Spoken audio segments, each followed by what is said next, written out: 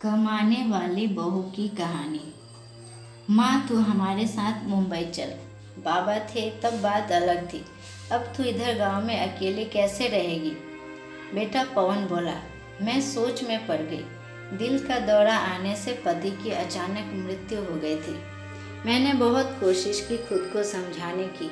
13वीं के बाद सब मेहमान चले गए। बेटा पवन और बहू मिताली दोनों इंजीनियर थे। बेटा और बहू के साथ रहने जाना मत, ऐसी मेरे एक सहेली ने कहा था, क्योंकि कमाने वाली बहू को बूढ़ी सास जरा भी पसंद नहीं होती। तेरे वहाँ जाने से उनकी स्वतंत्रता में बाधा आएगी और वह तुझे ताना मार मार के तेरा जीना हराम कर देंगे। जाने दो भाई, जब जिंदा थे तब उन्होंने सारी प्रॉपर्टी अपने बेटे के नाम कर दी। ऐसी परिस्थिति में बेटा और बहू यह मकान बेच सकते हैं और घर में यह पैसे लेकर तुझे एक पैसा के लिए तरसाएंगे।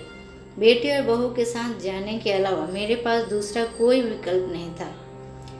65 साल की उम्र में मेरे घुटनों की दर्द की वजह से मुझे हमारा राशन दुकान चलाना भी आसान नहीं लग रहा था। 13वीं का पूरा खर्च बेटे ने उठाया, पर छोटे मोटे खर्च के लिए बेटे के सामने हाथ फैलाना मुझे पसंद नहीं था और हमने बचाए हुए थोड़े पैसे मुझसे खर्च हो गए थे। अब परिस्थिति ऐसी थी कि मेरे पास 50 रुपए भी नहीं थे और यह बात सोचने में मैं पवन को कोई उत्तर नहीं दे सकी। इतने में मिताली बोली, माँ मुझे बताओ कि कौन सी साड़ी रखनी है, मैं आपकी बैग पैक कर रही हूँ। जब मिताली ने ऐसा कहा तब मैं उसे कुछ नहीं कह पाई। चुप रहकर उनके साथ मुंबई आई। पवन और मिताली यह दोनों मेरा बहुत ख्याल रखते थे। हम साथ साथ बैठकर खाना खाते थे। उनकी याद नहीं आनी चाहिए, इसलिए दोनों मुझे बहुत खुश रखने का प्रयत्न करते थे। मेरा 7 साल का पोता रेहान तो आप दादी कहते हुए मेरे पीछे पीछे भागता था।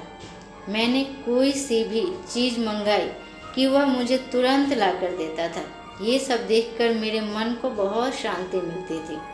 मैं सोचने लगी कि लोग बेवजह ही आजकल के लड़के और लड़कियों को बदनाम करते हैं और कहते हैं कि बूढ़े माँ बाप का सम्मान नहीं करते, उनकी देखभाल भी नहीं करते, खासकर बहू कमाने वाली होगी तो सास को ठोकरे पर रखेगी। लेकिन मैंने देखा कि ये सारी बातें सिर्फ हर उंगली की तरह हर बहू सेम नहीं होती।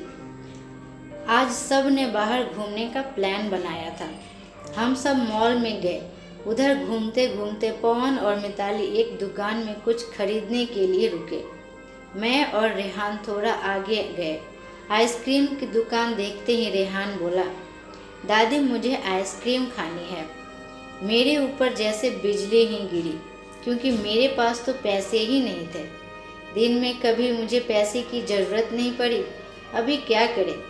मेरा उदास चेहरा देखकर रेहान वापस बोला, ले दो ना प्लीज़, माफ़ कर बेटा, मेरी पर्स में घर भूल गई। ऐसे बोलते ही रेहान की तरफ एक अलग नज़रों से देखने लगा। उसको लगा कि आइसक्रीम लेनी नहीं है, इसलिए दादी बहाने बना रही है।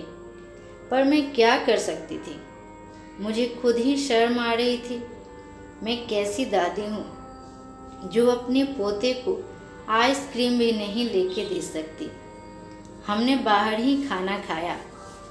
मिताली ने मेरे पसंद की काजू मसाले की सब्जी ऑर्डर की थी, पर मुझे वह पसंद नहीं आ रही थी। घर आने के बाद सबने थोड़ी देर टीवी देखी।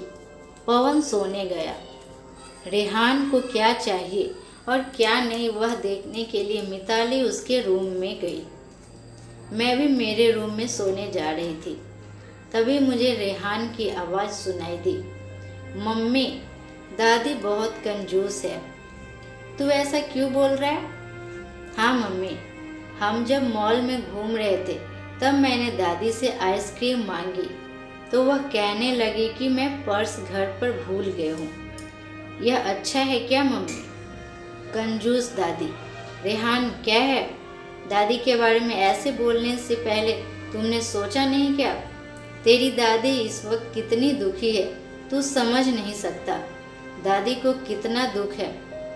बेटा दादी और दादाजी गांव साथ रहते थे, तभी अचानक दादा जी हम सबको हमेशा के लिए छोड़कर चले गए।